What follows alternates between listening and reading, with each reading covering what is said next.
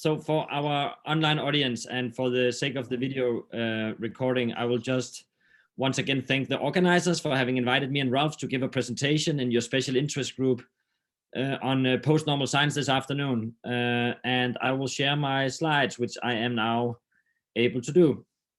So my talk this afternoon will be focusing on post-normal science advice and what it means to be a science advisor working in a very post-normal environment. I'm a professor of science communication at Aalborg University in Copenhagen. And besides my academic work, I'm also working these days as a chair of the European Commission's cost network on science communication, as well as also having been appointed a so-called knowledge broker for algorithms, data, and democracy for the next decade in Denmark. So we also work in our group not only to produce knowledge, but also to circulate and mobilize research for the use of policymaking, in this particular case relating to artificial intelligence, digitalization, and algorithms, which I will come back to in a brief moment. So the research we are doing at the Humanomics Research Centre is very much research on research. I know that there are many different labels out there these days, and people apparently have an urge to constantly define and redefine our own research areas. You may call this science and technology studies, science studies, even philosophy of science, or meta science, but I like to call it research on research. So we are working on several different grants and projects in which we are trying to understand the transformative role of research in our culture, in policymaking, in society, and in industry. So basically the bulk mass of my time goes with developing indicators for impact assessment, and also developing new avenues and frameworks for delivering research to society, with a particular interest in policy making. So the entire idea of creating closer links between research and policy making obviously is not a new one.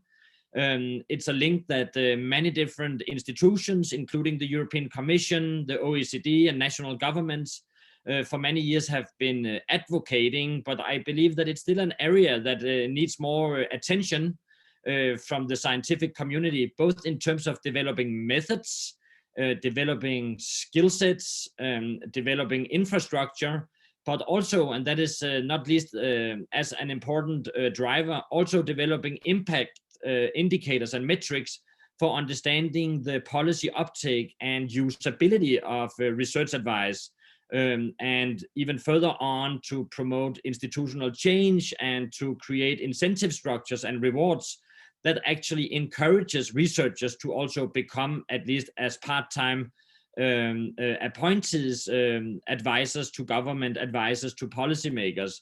So without really tying this entire ecosystem together by both cultivating the right skills, but also at the same time being able to document and evidence the uptake and usability of research in government, and then in the end also incentivizing it, I think we are confronted with some serious challenges. So me and Rolf and our colleagues in Copenhagen have been working on this agenda, the science of science advice, you may even call it, for a number of years and across different publications.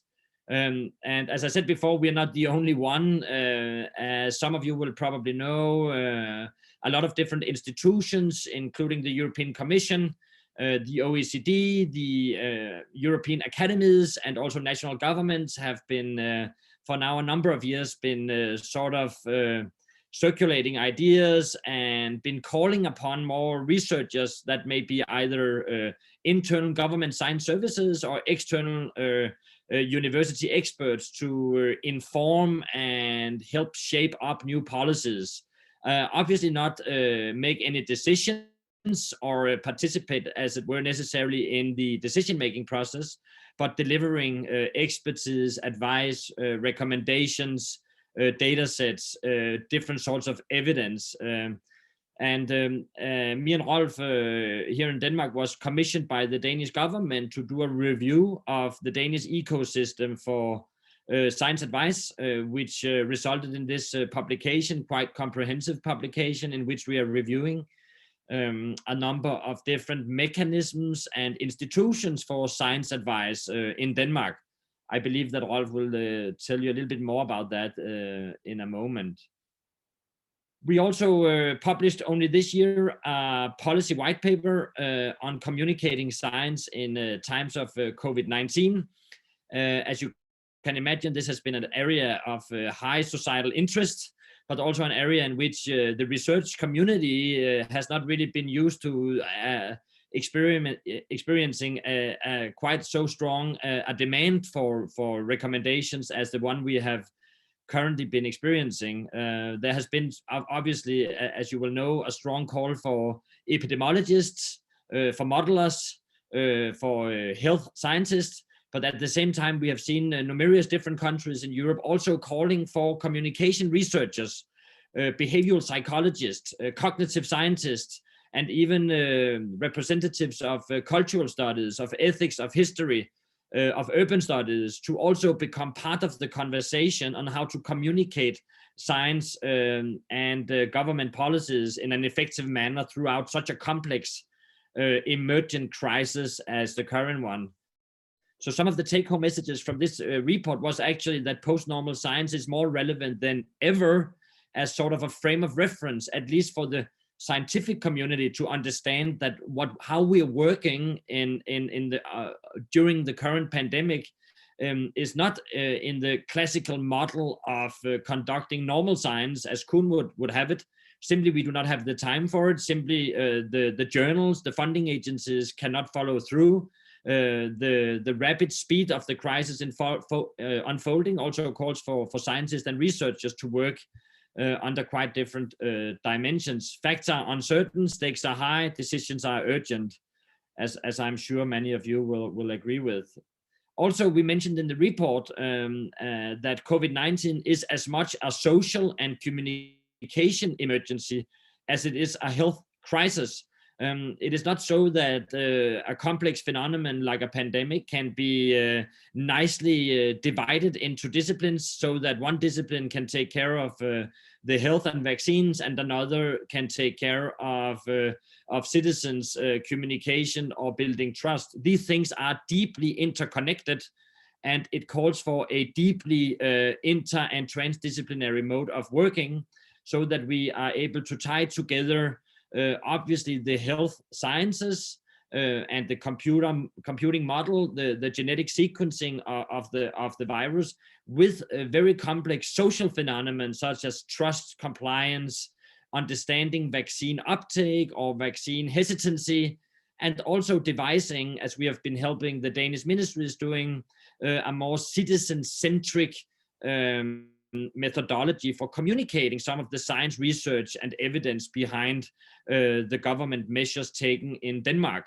So I think we have here, and looking upon this small, nerve-wracking and very disruptive virus, we have a quite good example of an ontology that is really calling for a post-normal science way of working.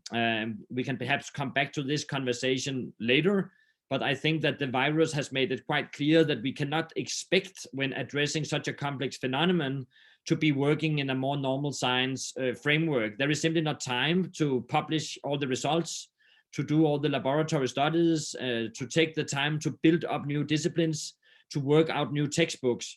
Rather, most of this crisis and the crisis response capacity has been devised by making data available in real time. It's been devised by using preprints. It's been devised by using science advisors who have been able to give their, I would say, best judgment, but not standing on the shoulders of normal science as we would normally expect. So I think the virus in and of itself is sort of a post-normal ontology, you can even say. So one can speculate, what can we learn from the crisis? What about moving forward from here? Could we do some of the same emergency-oriented or mission-oriented research on the green transition, on global climate change? Other areas of our current interest in Copenhagen is the relationship between technology and democracy, It's also an increasingly and profoundly complex interface. What happens between social drivers, democratic drivers, and technology development, and how it's influencing our understanding, behavior, and cognition, even our democratic institutions, is incredibly complex, and it calls for a sort of research that we cannot expect will emerge out of ordinary normal science. As I will argue for the next couple of minutes, I really believe that interfaces like these, whether it is between a virus and society, between climate change and society, or even between technology and society, I think we need to work much more in a post-normal setting. So right now we are establishing this project. It's a 13 million euro project that we kicked off this year. It's a mission-driven research program established by two Danish philanthropic foundations in Denmark, who wanted to have a democratic mission. They wanted to bring democracy on a mission to prepare itself for a future in which we are increasingly interacting with algorithms and big data. And also it was a precondition for the team that we would both encompass and integrate contributions from both social sciences and computer science. And on top of that, actually the two funding agencies also acknowledged the need to be working more post-normal. So that's why we built a special knowledge broker unit. So that's a special research unit managed by myself, with the task to produce knowledge exchange and knowledge mobilization, accepting that not only values are extremely pertinent, but also that complexities in adapting and designing new technologies will demand for research input that cannot be generated, disseminated, or transferred in an ordinary model of technology transfer or knowledge transfer, which could be derived from normal science. Here are some of the rationales. I think I already went through them. The policy demand is certainly there. Stakes are high. Policymakers are asking for answers.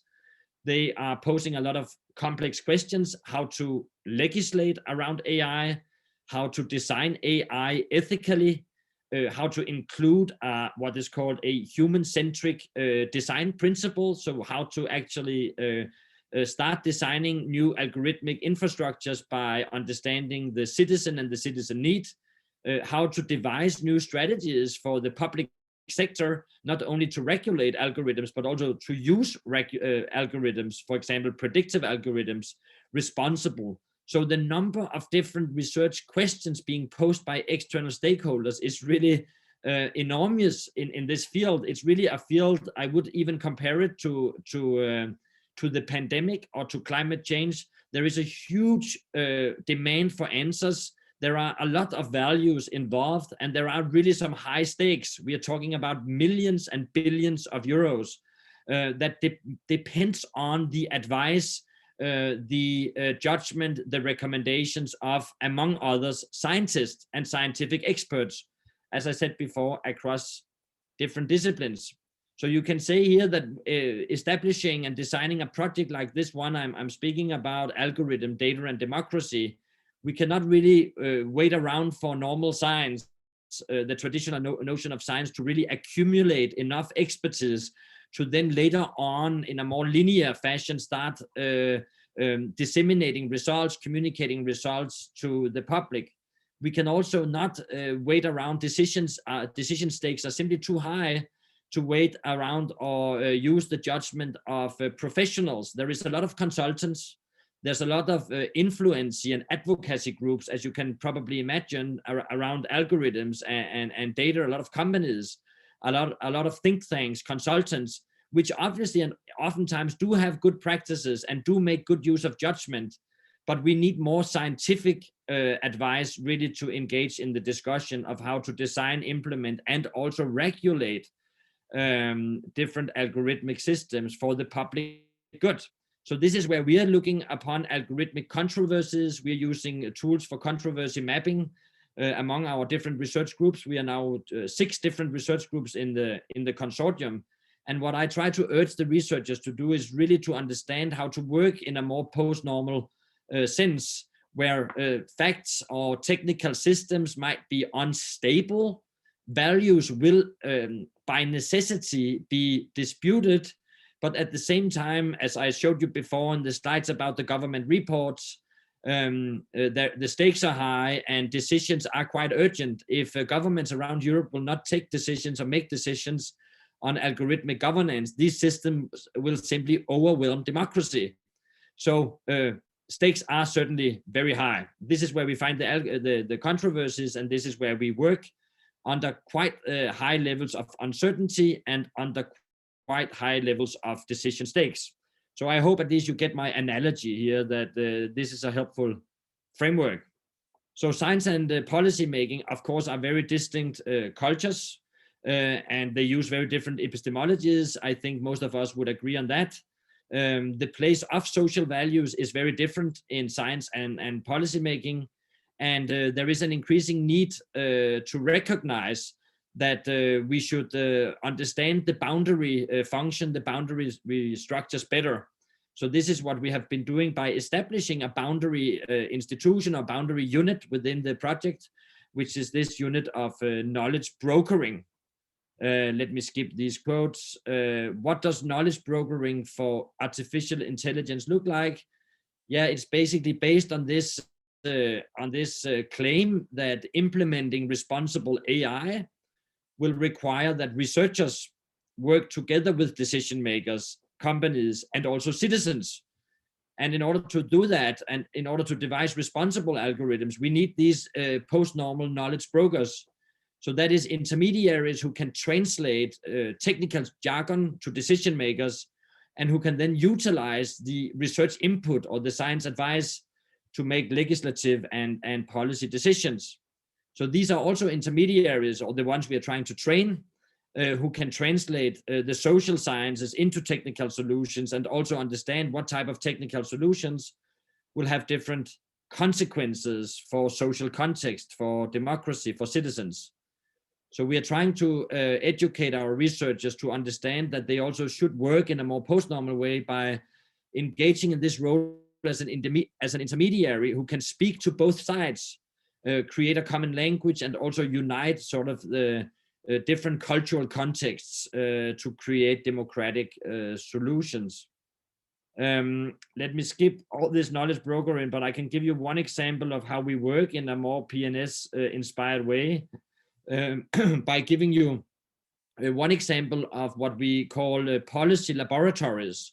So we are hosting a number of policy laboratories in which we are trying to get researchers to interact with policymakers in Denmark. So we have more than 50 different partner institutions who have signed up to become partners for the ADD project. And here we are trying then to connect the different sort of communities, again informed by our PNS inspired style of research, to say, how can we make a common space in which we can actually talk to policymakers, inform policymaking, seek inspiration, engage each other, share knowledge, share ideas, and also openly, and that's probably the most important driver, sort of openly discuss dilemmas, drivers, barriers, potentialities. So as I'm also well aware that many people in the PNS community are often stressing, the policy cycle and the research cycle is not the same.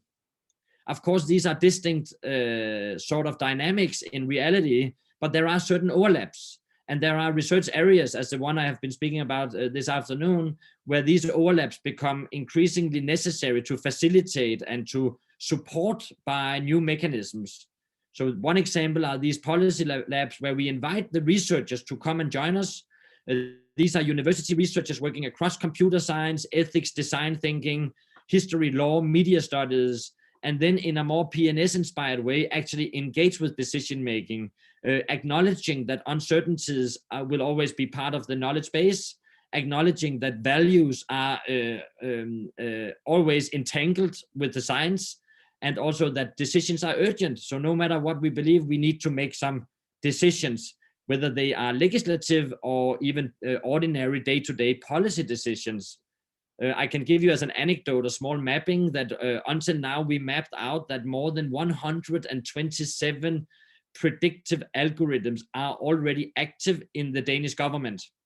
So you might think about these things as sort of a science fiction future scenarios, but already today more than 100 algorithms are active in supporting decision and policymakers with data, with evidence, with even automated decision assistance. So these are not scientific futuristic scenarios. It's really about getting as much research across so that policymakers are more and better informed, but under a lot of complexity and uncertainty. So this is my final slide and the sort of conclusions. I believe that the nature of science and technology is changing. We are moving from a more linear model of innovation to definitely a much more non-linear complex systems approach, where no individual discipline will have the answers, but where we need more multidisciplinary research. These are a little bit trivial points, but I think they need to be repeated over and over again.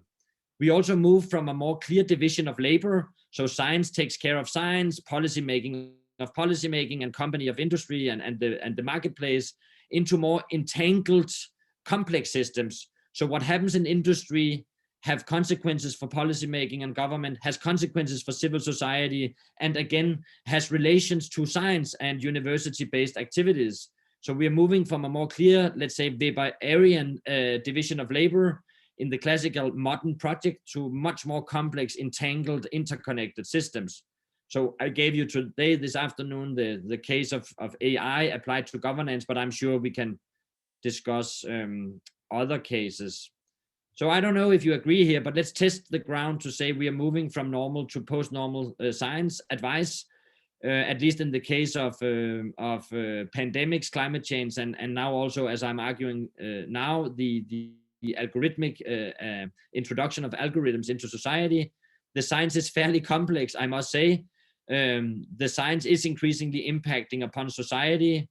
There is much still that is very unknown. We simply do not really know how these algorithms are impacting society. So we cannot present only tightly knit, well-published, high-impact journal articles with the final results. We have to sort of throw the best of our knowledge and the best of our judgment after these decisions. And as I said before, decision-making really is urgent. So the science applied and the science needed in the policy space when we speak about algorithms often is quite post-normal. So I'll end there. So that was just to get us kicked off and to get some content on the table. And I hope we will be able to discuss some of these, let's call them hypotheses or claims. Thanks ever so much, David. Thanks for a great and very inspiring presentation. We have time, so I suggest that we have some questions now. If people have questions or comments before Rolf.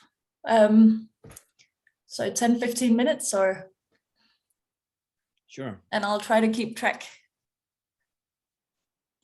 if anybody has comments. Yep. Lorenzo, please. Thank you very much, David, for the presentation, the very relevant and timely work. And indeed, it's COVID and digitalization are several of the factors that make us realize that things are post-normal. They were post-normal before probably, but we were not really paying too much attention to that, I would say. Anyway, I have a question for you, which is about the form of knowledge that is mobilized in your projects, because very often I would say one of the points that of the remedies, at least, that post-normal science suggests to have is broadening the range of expertise. So not going basically beyond the established experts and towards a more democratic approach towards expertise, right? So engaging more directly with society, citizens, and so on. So, and from what I've seen, there was a lot of attention here put at the interface between policy and science. But I was wondering how societal concerns and a variety of values come into play in that context. Thanks. Yeah, that's a very good question, Lorenzo. So I think you're already hinting somewhat in also the direction we are trying to work, like getting more experts and different types of expertise into the conversation. Immediately what you experience when you host, for example, these policy labs that I was talking about, is that actually on the ground among our so-called extended peer community, there is much more expertise than you would expect. I mean, people on the ground working in municipalities, in regional authorities, in government. Also, I must acknowledge this, as you can imagine, in industry. I mean, industry have experts in AI that are much more advanced than any university engineer would be.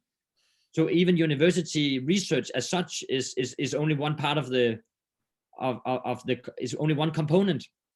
And often, you know, the expertise in industry will be even stronger and you can say more certain in a more normal science type of way than the research we have at universities, because we are very limited and we are very dependent on getting access to these algorithms, which are often put behind you know, non-disclosure agreements and patents and so on. So yes, so the values are entering the moment you start having the conversations with the policymakers. I must also say, to be honest, in this small group, that the policymakers and industry tends to share a lot of values. So the idea of making the public sector more efficient, the idea of getting you know, more, let's say, cold technology into a public service so that we can spare the expenses for warm hands, for hot labor, you know, these sort of ideas about technological optimism, about automation, are some of the values we see a lot among the policymaking community, consultants, experts, and companies. Then on the other hand, we are also reaching out to a lot of citizen groups. So we have, citizens are not part of the policy labs, but we have a big partnerships for citizens as well. And there is a totally different, it's a totally different, you know, set of rules. The values, the normative discussions are very different.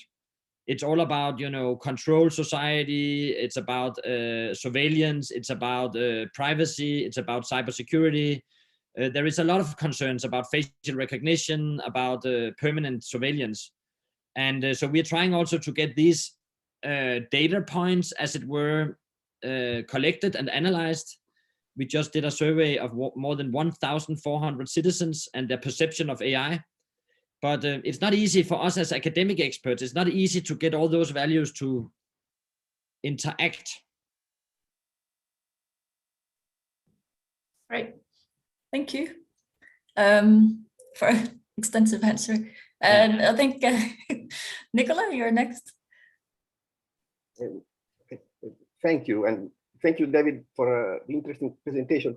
I would like to submit to you a question which relates to a doubt, something that I would like to learn more, mostly in relation to post-normal science, because you said that the emergency situation that we are living is particularly suitable, you know, for a post-normal science framework. You know?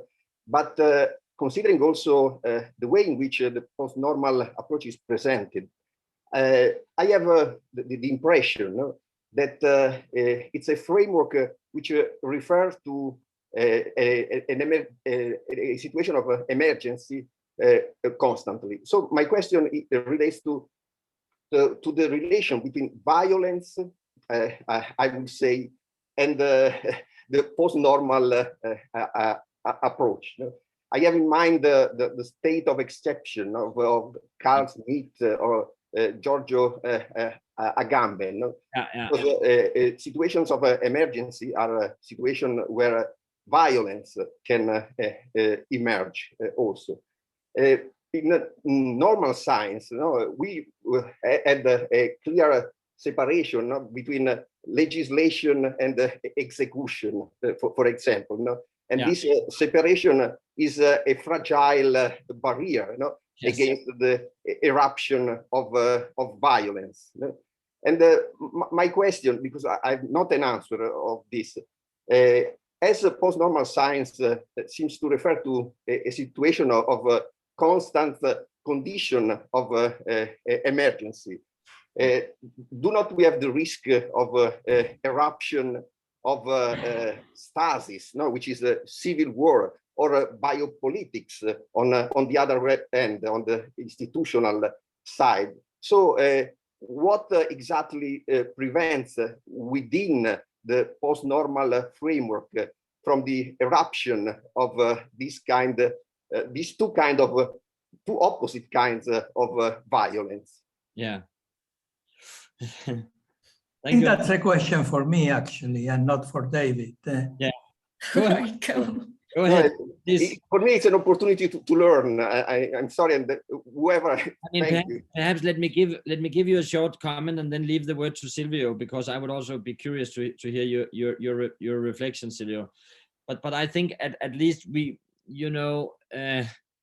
actually the introduction of these extremely pervasive technologies into the heart of democracy is done in a manner and in a way that is constantly trying to normalize. So the sense of emergency that I'm speaking about is not so much in society, obviously in the pandemic, of course, but in terms of technologically integration, horizontal integration. You integrate more and more technologies that start to speak to each other, and thereby they become much deeper, leading to some of this. You're talking about biopolitics and also security issues and human rights concerns. But for society, this is much more about normalizing. So my argument would be to say, when society is normalizing, us in the academic community should be post-normalizing. We simply need to work in a way that is up to speed with the development. And as you know, move fast, break things is the mantra of Silicon Valley, right? So it's the pace of technological innovation is so quick that I think we in science should understand that there is an emergency to also work, if not in the same speed, then at least understand that research is required to produce input and advice and also critique in a way that cannot sit around waiting for us to write up a new book of 900 pages. We simply need to be part of the equation much earlier. So I'm talking about post-normalizing science, but at the same time observing that society is normalizing its own emergency. But over to you, Silvio. Okay, thank you very much. I'm sorry to have passed some others, but as you say, David, well, we developed with Jerry post-normal science in the 80s, so it's already 40 years. And these questions have appeared quite often, especially in the last 2 years with the COVID pandemic. First of all, I have to thank you all, and David in particular, and I think also Rolf, that are working on the subject. I think it's fantastic, and because, and I would like to enter the conversation also. In a way, many people who didn't even wanted to hear the word post-normal are now using it. Suddenly, the Joint Research Centre discovered that I worked for them 25 years, and I developed post-normal science at the Joint Research Centre in the 90s, and now they are trying to own it. Suddenly, in Latin America, they discovered that I was born in Buenos Aires, Argentina, and I'm becoming the Argentinian philosopher of science who developed, after 40 years that nobody talked to me from there. So things are changing, and that's welcome, and you are taking and doing things that are important to extend our range of competencies, experiences, and insights. So that's absolutely great.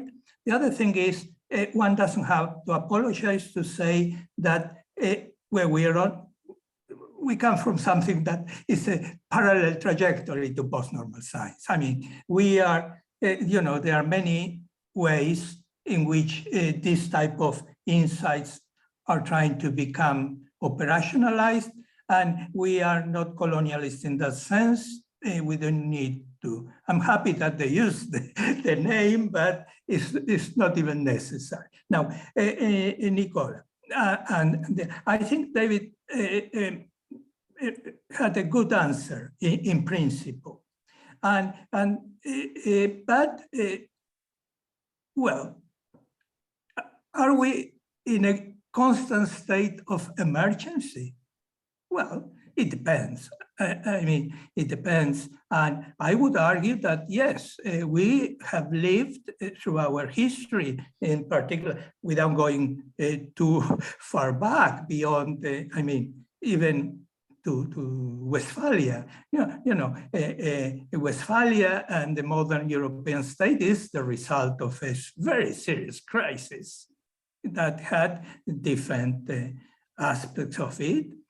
Post-normal science is not about emergency. And this is important to say. I mean, David, in one of his first slides, described what are what we call the mantra of post-normal science, of the post-normal conditions.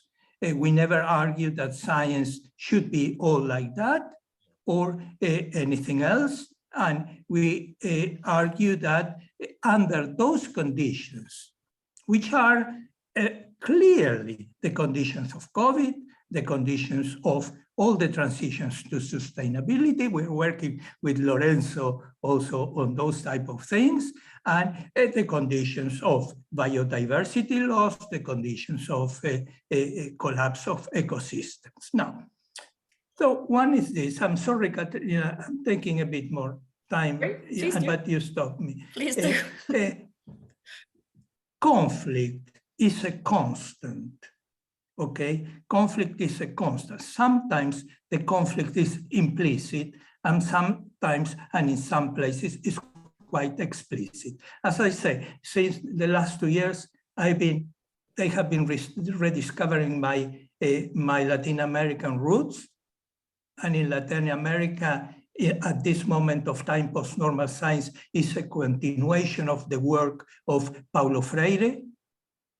And so, and in Latin America, as in other places, I'm talking Latin America because it's the place I know, conflict is a constant. And it's not a nice conflict, okay? It's a very dangerous and very bloody and dirty conflict.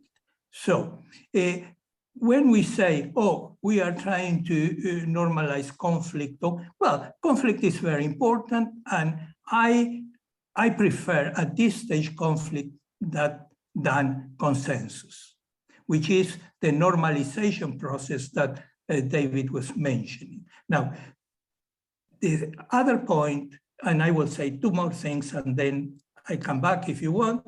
The first thing is, for us, the extended peer communities that we propose is like a bet. We are betting that things can be done non-violently, because non-violence is a foundation of post-normal science. Now, if you remember Habermas and his rational communication, it was also a gamble, okay? It's a gamble. A gamble because after the time of Nazism and war and all the rest, he was gambling that we can communicate rationally. So we are gambling in a moment that it is very polarized and conflict is always around and fragmentation, that we can create this. So for us, it's a gamble. It's a question of principle. You know, I lived in Argentina. I had to leave, escape in the 70s because there was a very serious violence, and therefore I know that violence generates more violence. The last thing I want to say, and it is in relation to the technology and disruptive technologies that David mentioned quite well, is that, you know, we have a triad here. We call the triad. One is enabling technology. The second is widespread corruption, and the third is widespread rage. And that was a triad that started and created later Westphalian. That was the printing press. Mm-hmm. That was a printing press the corruption was represented by, Monk Tetzel selling indulgences and things like that. And the rage was expressed by Martin Luther. So you had to try it. And I would argue that in that sense, this is not new. And the first thing you know is that the printing press produced the Bible and the translation of the Bible to Hochdeutsch and things, and enabled more people to read it. And this is what's going on with today, the internet, I would say, the rage. So I see this process as almost an unavoidable result. Now, how are we going to govern that situation? Well, we don't know, do we? We haven't tried. We concentrated on what and never on how, okay? Never on how.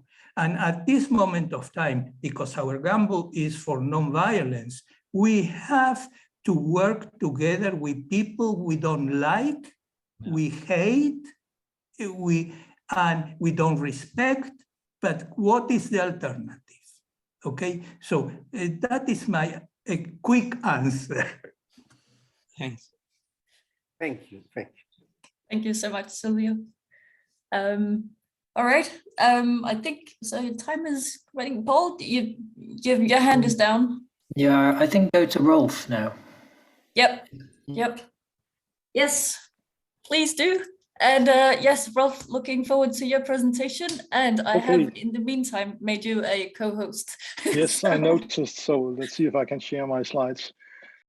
I will change track a little bit from what we just discussed, and this track will lead us to, interestingly, to a conclusion which is, in some sense, the opposite of what David just concluded, but only in some sense, luckily. I will take sort of a dive into this discussion paper which David and I co-wrote earlier this year. Briefly, we were commissioned to do so by the Danish Council for Research and Innovation Policy, and it served as the basis for a discussion or a seminar organized by the JIC, actually. It's called the Danish Ecosystem of Science for Policy. And this discussion paper provides, as it says here, an overview of mechanisms and practices of science advice in Denmark. It's based on a mapping of existing structures and institutions, and it's, as David said earlier also, it's quite comprehensive, though it is not at all exhaustive. That's important to say. We were looking at complex phenomena, and the ecosystem in itself is really complex once you get into it.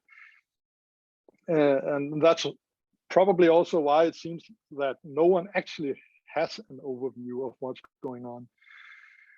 We took a look at challenges and opportunities as well, though it wasn't supposed to be an assessment as such.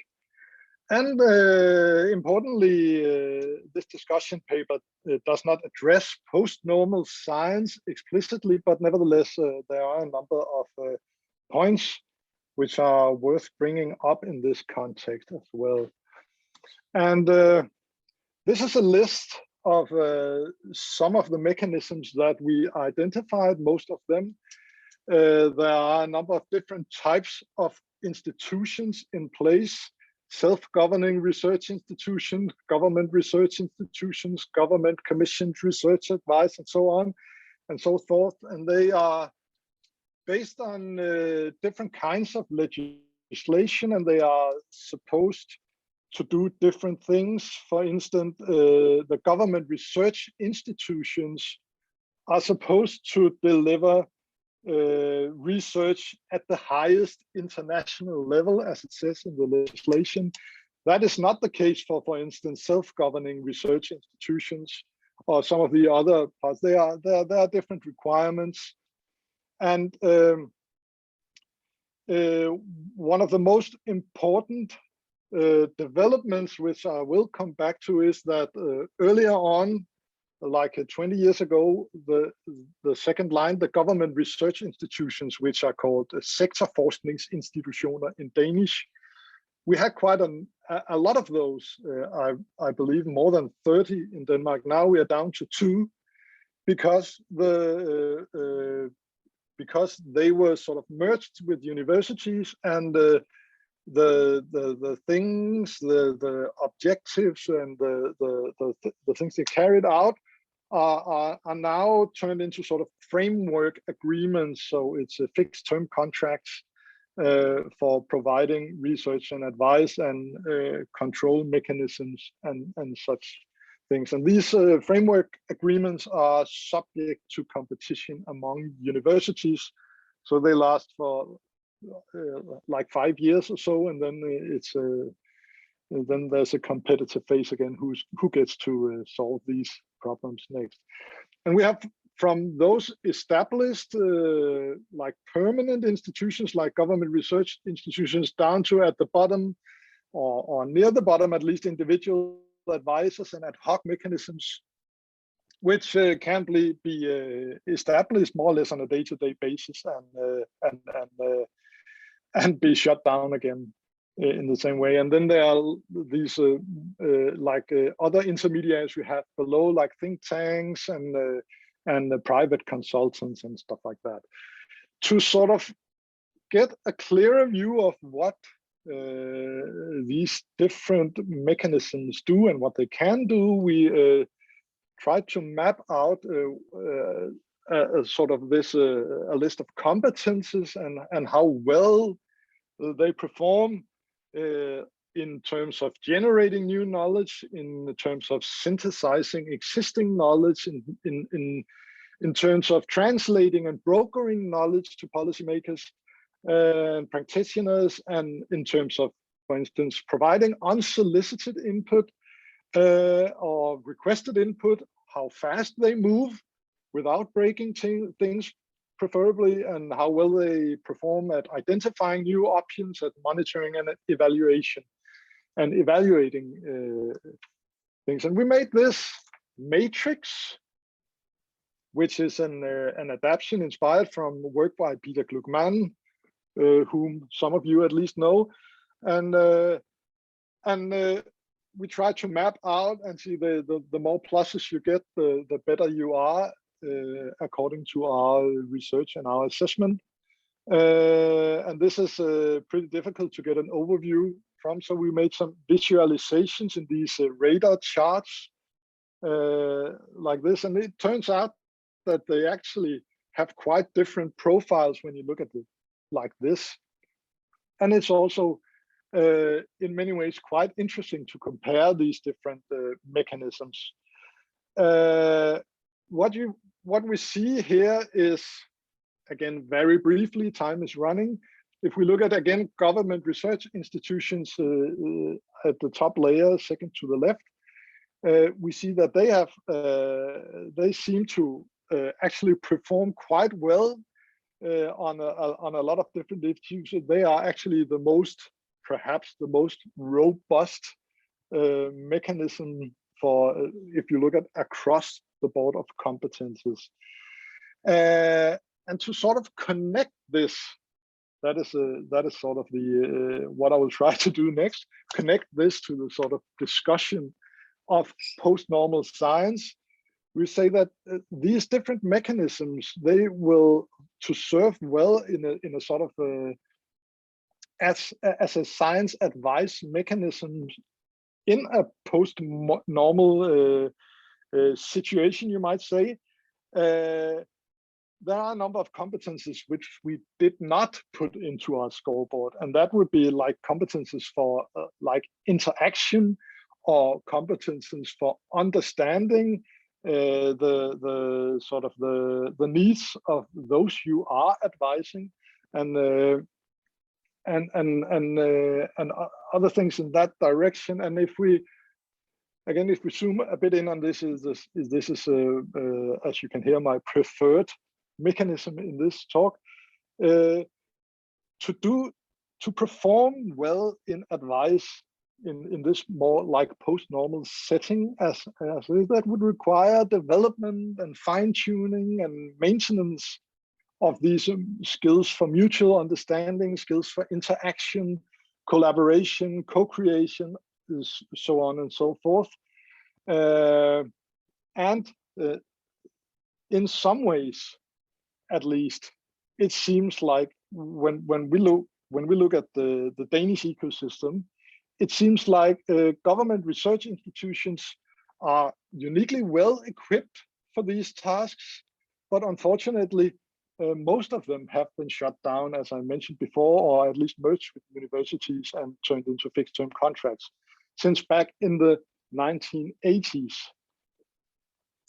But compared to other mechanisms, these sektorforskningsinstitutioner are quite robustly equipped for such activities. And one of the reasons for this is that at these institutions, it was actually possible to have more or less an entire career going on, focused on developing such competences for interaction and mutual understanding and so on, and for providing insights based on this and on research at the highest international level. It is not as easy, or perhaps not even possible, when advice mechanisms are based on fixed-term contracts, because these thoroughly alters the incentive structures and career paths of the people hired. Yeah, and you might say further, of course, it's important that this interactional expertise is required on both sides. So to say, it's a requirement that policymakers receiving advice, they need them as well. And this reorganization or merging has probably hurt the uptake capacity among policymakers as well, if for no other reasons, because they get to practice their interactional competence less with competent researchers. So, as David said and argued, research in many ways is probably moving towards more stakeholder involvement, citizen science, openness in many forms, co-creation, and so forth. Interdisciplinary and more even inclusive transdisciplinary research is going on. But on the other hand, at least in Denmark, and at least viewing it in the perspective we built here, policy making seems to be moving somewhat in the opposite direction. At least structurally, you might say, there are fewer of these sektorforskningsinstitutioner. There are fewer committees for preparing legislation, at least committees involving external members such as the researchers. And there's a more tightly controlled framework and a more tightly controlled framework contracts with universities. And one might say, I'm not saying that anybody here would think in that way, but it would be naive to think of post-normal science in the world of science advice to policymakers as just a question of methodology and choices made by researchers. It is certainly also a question of policy-making methodology, you might say. And it is not clear at all that policy-making methodology is getting more post-normal in this sense. So, and here, this is where we end. Is what I said just before 2004, government research advice was primarily placed at government research institutions. And we had 31 in 1997, and then we had that big merger, as it says here. And based on that, perhaps, at least with regard to policy advice, one might say that it was actually easier to be post-normal back in the days. It used to be more structurally normal, you might say. And that's a brief presentation on that thing. Thank you.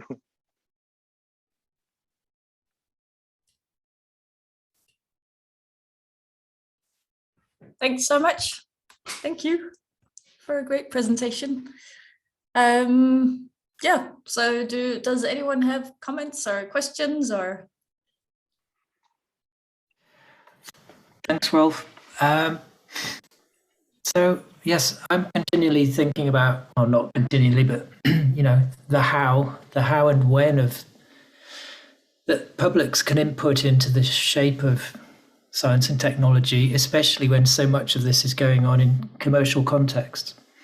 But you know, market researchers have, in English, omnibus surveys every week. They are asking publics what toothpaste they like, what radio station they listen to, what they think of X, Y, Z.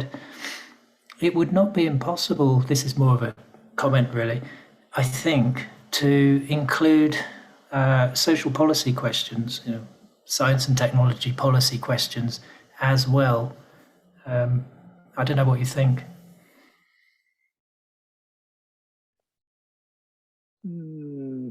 Okay. I don't know really what I think. Because the publics are excluded. Publics are largely excluded. They have to go through these hoops to get their views heard. And yet, in the commercial world, people are asking publics all the time what they think of their products and services. So I don't see why research institutions shouldn't ask publics more on a institutionalized basis. You know, what do they, in this case, what do they think of a particular black boxed algorithm? And it's, you know, you explain the consequences, if necessary, of that algorithm. This is the problem with an omnibus test rather than a dedicated survey. You have to, often you need to explain something. What does it mean? Sorry, omnibus. It means a bus. It's in Danish. It's a bus. No, it's like I've had people phone me. You are asked for your views on. You asked what toothpaste you used this morning, what radio station you listened to, what do you think of various things. So, and the point is that it's very cheap. So for the person commissioning the survey. I think it's at least it might be a way to sort of address the problem that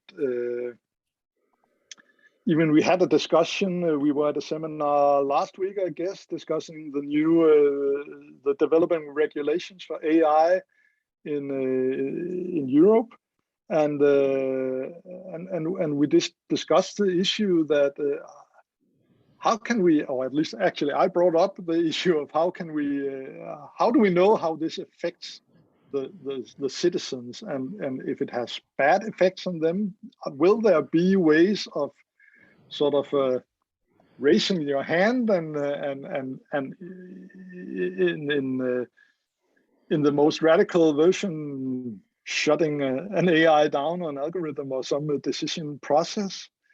And the response I got from some of the law people there was, it's already built in because Microsoft is supposed to report if there are any mistakes or any bugs in the system.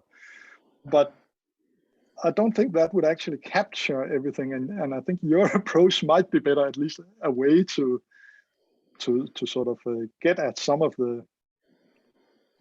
But also to anticipate problems. Yeah.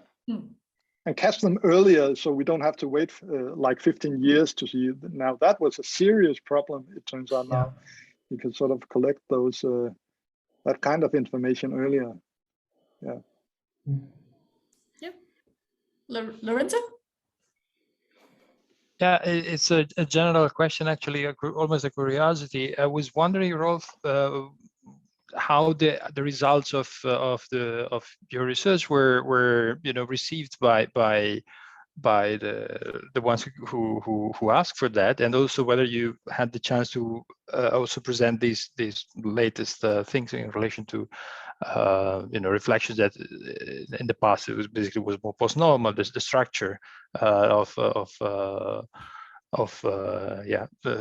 scientific advice in a sense there, and what was the reaction, and was there any debate triggered? Thanks.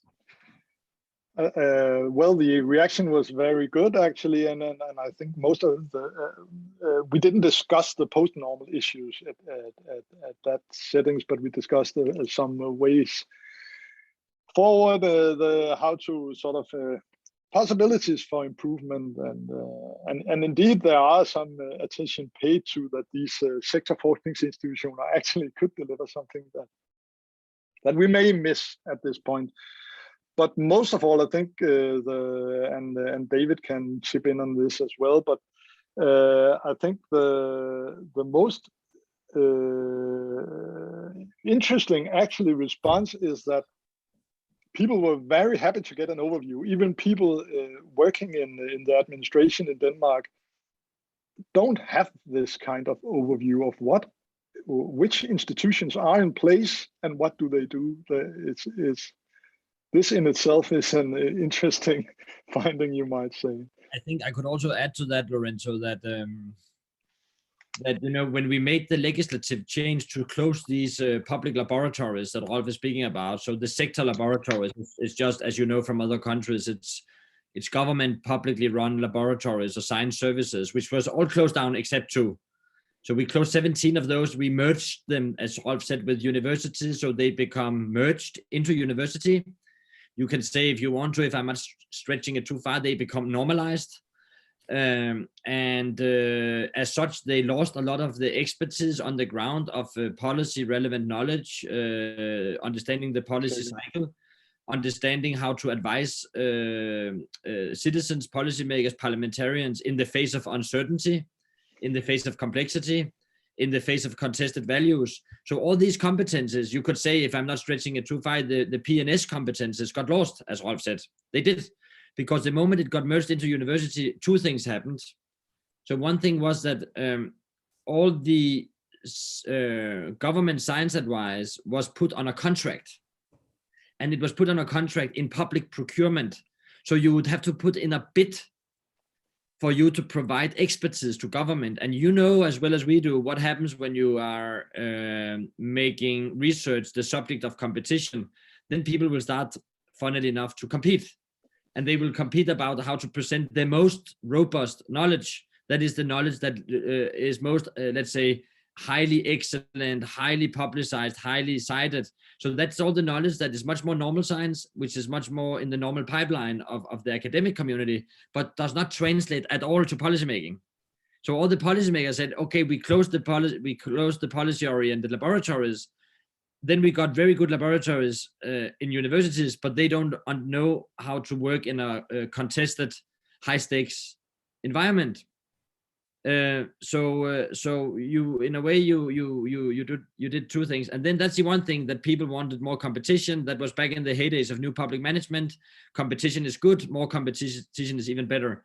And then what happened was also that we can see now, and it was not part of our mandate to investigate, but we can see that especially the university researchers being contracted to provide advice, they are not really used. They are only providing, again, normal science advice, so data sheets, toxicology tests, water samples, biodiversity indicators, but they are not advising policymakers. They lost the PNS competence. So they are no longer called upon. They are no longer in task forces, expert committees.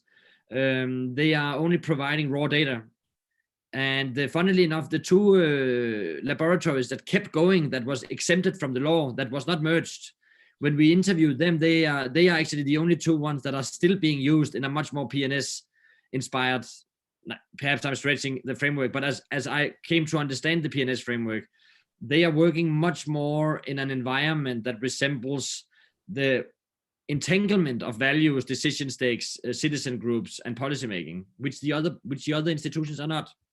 So we actually made some quite interesting empirical findings.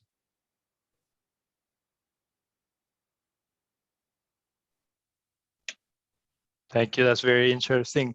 But I wonder whether decision makers will be, I mean, do you see any room for reverting this type of decision? Is kind of there for staying, or has it been suggested?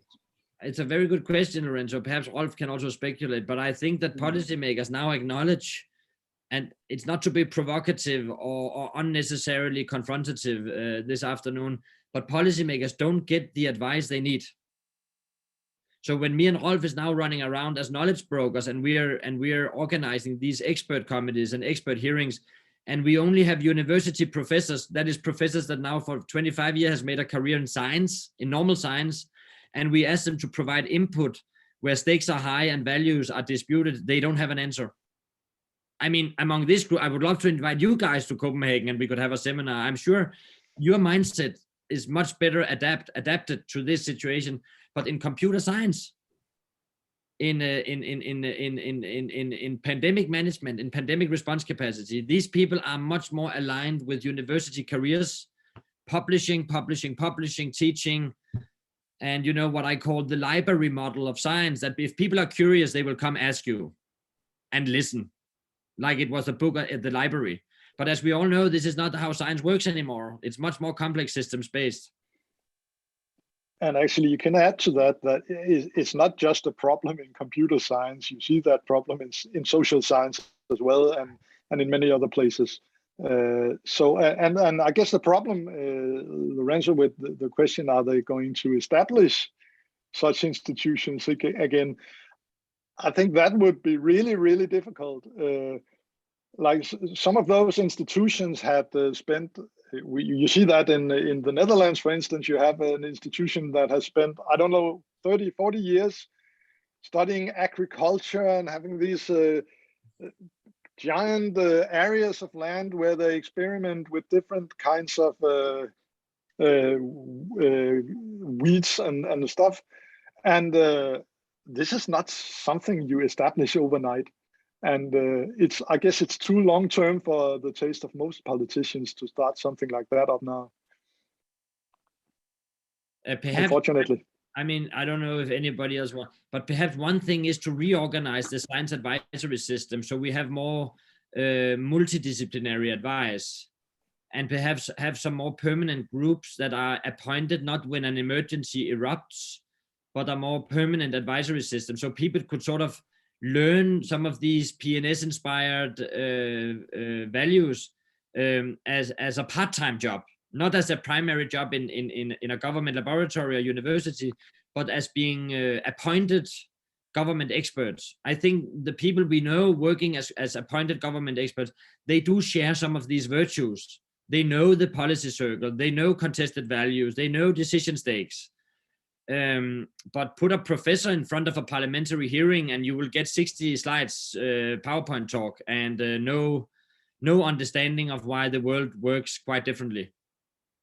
Well, you know what I mean. I'm getting my point, but we do see that there is a lack of translational competences or interactional competences. I don't know from other countries, Nicola and Paul and Lorenzo and Katinka, how it works in other countries. Do you see PNS-inspired competencies being part of the government science advice system? No. Also, it's privatized. So the private consultancies are commissioned on a standing basis to offer all sorts of advice. So in Denmark, basically the universities become consultancies. So we on a contract, we have a master and we have a slave relationship, a master and a servant, and the university is the servant and the master is the procurement in government, and it's a contractual, it's like a consultancy basically. Doesn't work. We even have now misconduct cases that we, as you know, probably Denmark is a quite, corruption-free, normally quite well-functioning society, but exactly in these contracts, we now see breaches of practice, breaches of ethics. It's the only contracts in universities that's really making problems, because people are asked to censor their conclusions, to change their wording, to be much more policy compliant. And they don't have any mechanisms of mitigating that. Actually, interestingly enough, I don't know how much of interest it is to this group, but the old policy institutions, which was run by government, they were much better at preserving their independence. For them, independence came out of proximity to government, not out of distance. So because they were seen as credible partners, no policymakers would interfere in the science. But when the moment you become a subcontractor, you're just supposed to do what you're told, and there is no. Yeah, and that's also part of the interactional expertise, that you know what to do when someone tries to affect your results, and people don't know that anymore, unfortunately.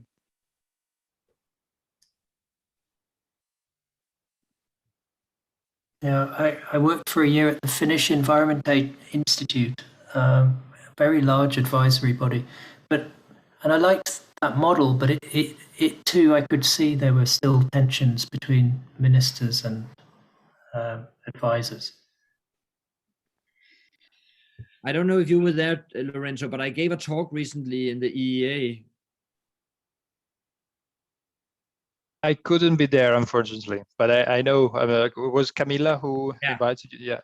But I had to then review a little bit of your procedures and look through your strategy for actionable and trusted knowledge, which I think is a much better. I mean, your institution is one of the institutions I would highlight as a good practice.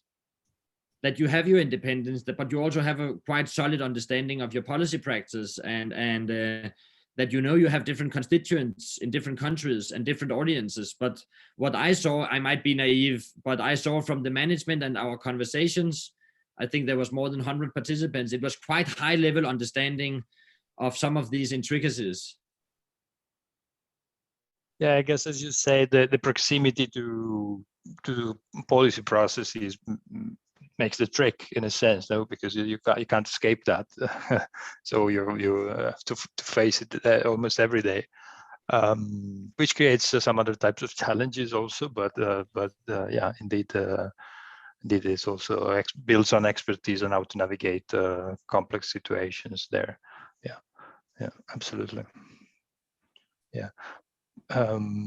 We have been trying also with past work on this line of activity titled sort of quality of evidence and uncertainty, just to bring to the fore the fact that there are these contested views, because there are also cycles in these public institutions, in which things of the sort are much more visible, and times in which they're not so crucial to the functioning of the institution, and it depends on the sensibility of who's also in power, just to be frank. And I think we're in a lucky situation at the moment, and also the reality is, as you say, we can't ignore it anymore, I guess, with COVID and other things. So it's so obvious that we need to do something with that.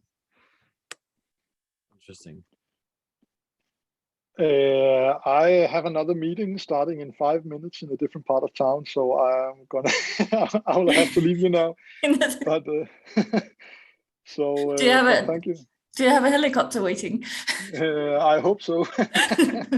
That would be a miracle. Okay, but thank you all. Thanks. Yeah, thanks so much for participating, and thanks for the presentation. Thank you. Thanks. Perhaps we should all wrap here, Katinka. Yes. Thanks. Yes, and there aren't any more questions or comments. So thanks for participating. Thanks for coming.